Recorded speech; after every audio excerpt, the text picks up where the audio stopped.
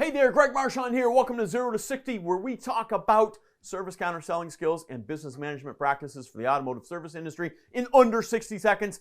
Sometimes. Electronic dispatch.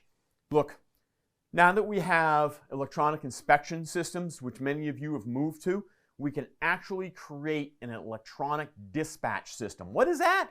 Instead of physically handing a piece of paper to a technician or putting it in a rack for them to come get, we can actually dispatch that work electronically based on our status screen in many service management systems.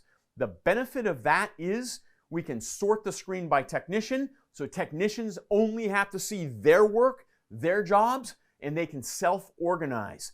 Technicians are really, really good at self-organizing. I know, believe it or not, some of you guys are doubting me, but most technicians are. When they see what they have for work, they tend to be more productive. When they see what they have coming up, they tend to multitask even more. They tend to think ahead to get as much done in a short amount of time as possible with quality. We'll talk about quality later.